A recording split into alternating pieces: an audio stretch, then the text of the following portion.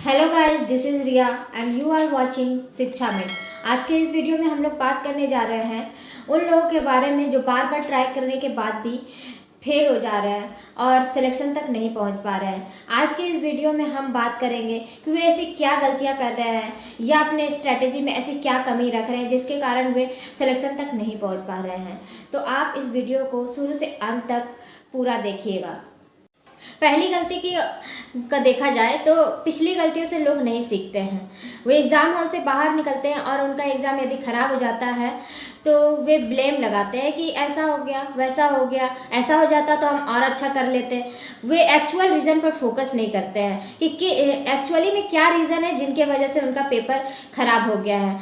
वे नहीं, जैसे कि कुछ लोग होते हैं कि लेट से एग्ज़ाम हॉल में पहुंचते हैं और एग्ज़ाम के बीच में हड़बड़ा जाते हैं, टाइम मैनेज नहीं कर पाते। तो इन सब चीज़ों पे फोकस करना चाहिए और इनमें सुधार करना चाहिए। और लोग क्या करते हैं कि एग्ज़ाम के दिन पेपर का हल्का फुल्का डिस्कशन कर लेते हैं अपने दोस्तों के साथ और फैमिली मेम्बर के साथ, और उसके बाद छोड़ देते हैं। आंसर की आने पे भी वे कितने सही हुए, कितने गलत हुए और मार्क्स कैलकुलेट करके छोड़ देते हैं। तो ऐसा नहीं करना चाहिए। पेपर का डीप एनालिसिस करना चाहिए कि कौन से क्वेश्चन उन्होंने सही किए हैं, और गेस मारे थे, कौन से क्वेश्चन उन्होंने गलत किए हैं और उसके सॉल्यूशन क्या हो सकते हैं, कौन से क्वेश्चन उन्होंने सही किए हैं और टाइम ज़्यादा लिए हैं तो उनके क्या बेटर सॉल्यूशन हो सकते हैं। और ऐसा करके आप खुद में इम्प्रूवमेंट ला सकते हैं, अपनी तैयारी में इम्प्रूवमेंट ला सकते हैं और नेक्स्ट एग्जाम में अच्छा प्रदर्शन कर सकते हैं। और कई लोगों में फोकस की कमी देखी जाती है। लोग डिस्ट्रैक्ट हो जाते हैं। बार बार फेल होने से लोग डिमोटिवेट हो जाते हैं और उन्हें लगने लगता है कि इतना मेहनत करके भी कुछ नहीं हो पा रहा है तो तैयारी छोड़ देते हैं या फिर कुछ और करने लग जाते हैं। इसी चक्कर में वे सोशल मीडिया में लीन हो जाते हैं, रील्स, शॉर्ट्स ये सब देखने लगते हैं, इन सब में टाइम वेस्ट करने लगते हैं। कई लोग तो होते हैं कि प्राइवेट जॉब ज्वाइन कर लेते हैं या फिर दूसरे एग्ज़ाम की तैयारी करने लगते हैं। ऐसा करके वे बहुत बड़ी गलती कर रहे हैं। वे नए एग्ज़ाम की तैयारी करके पिछले एग्ज़ाम में दिए गए टाइम का वेस्ट कर रहे हैं और नए एग्ज़ाम की तैयारी जब करते हैं तो वे शुरू से शुरू करते हैं, साल 2 साल बिताते हैं, उसमें भी कुछ नहीं होता है, फ्रस्ट्रेट हो जाते हैं। फिर वे क्या करते हैं, तो आपको ऐसा बिल्कुल नहीं करना चाहिए।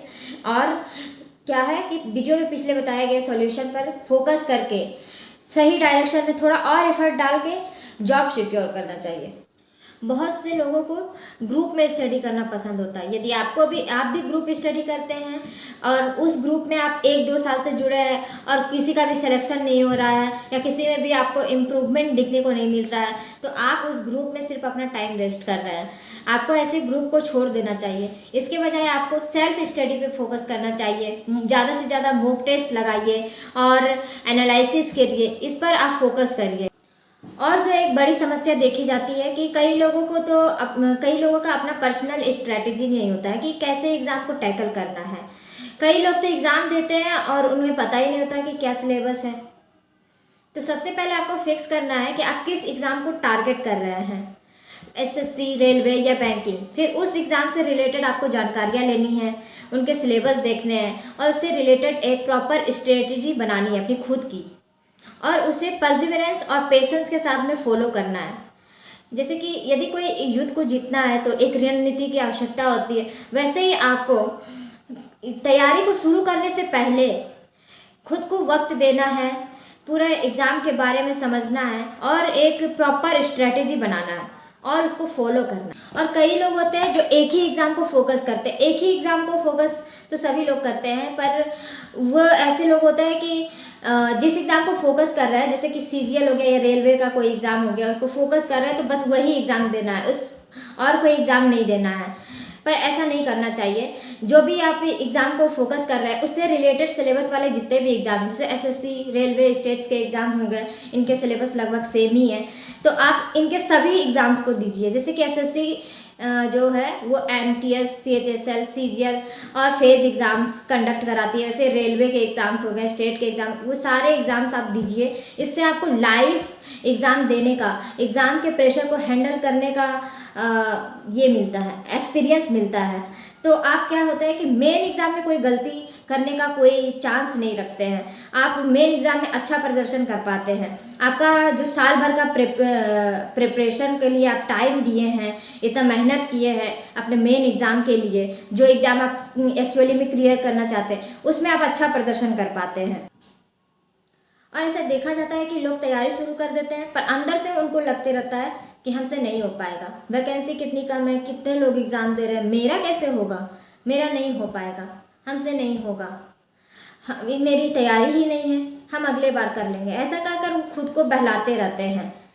पर उन्हें बोलना चाहिए कि हम कितना मेहनत कर रहे हैं, हमसे नहीं होगा तो किससे होगा, मेरा इस बार ज़रूर होगा, होके रहेगा। मतलब थ्रू आउट, कहने का मतलब है कि थ्रू आउट द प्रिपरेशन अपने आप को पॉजिटिव रखना है, ठीक है, अपने आप में कॉन्फिडेंस रखना है कि हमसे ज़रूर होगा, हम करके ही रहेंगे। ये चीज़ आपको रखना है, यही आपको मदद करेगी आपको प्रिपरेशन करने में, आपको मोटिवेट रखने में, और आप जो है बोर नहीं होंगे थ्रू आउट द प्रिपरेशन। आप अपना प्रिपरेशन बहुत अच्छे तरीके से एनर्जी के साथ कर पाएंगे और आप सिलेक्शन भी ले पाएंगे। और एक जो मेन है जिस पर बहुत से लोग फोकस नहीं करते हैं, ध्यान नहीं देते हैं, वो है पढ़ाई का वातावरण। जिस रूम में आप पढ़ते हैं वहाँ पे पढ़ाई का माहौल होना चाहिए। वहाँ के दीवारों पे आप कुछ नोट्स चिपका सकते हैं, या फिर कुछ मैप लगा सकते हैं, जीके ट्रिक लगा सकते हैं, मैथ का फॉर्मूलाज लगा सकते हैं, जिससे आप वहाँ पे जाएं तो आपको पढ़ने का मन करे। अगर आपको पढ़ते पढ़ते बोरिंग लगने लगता है तो आप गाने सुनिए, या फिर बीच बीच में ब्रेक ले लिया करिए, इससे आपका पढ़ाई का फ्लो बना रहता है। कहना यही है कि खुद को मोटिवेटेड रखिए, पॉजिटिव रखिए, अपनी गलतियों पर काम करिए, सही गाइडेंस और प्रॉपर स्ट्रेटेजी के साथ में सही दिशा में मेहनत करिए। जब सब कर सकते हैं तो आप भी कर सकते हैं। तो आज के लिए बस इतना ही, मिलते हैं अगले वीडियो में। अगर आपको ये वीडियो पसंद आया है तो इस वीडियो को लाइक करिए, अपने दोस्तों के साथ में शेयर करिए। अगर ऐसे ही वीडियो और देखना चाहते हैं तो चैनल को सब्सक्राइब करिए। अगर आपको कोई प्रश्न है, कोई डाउट है तो कमेंट बॉक्स में कमेंट करिए। Thank you for watching.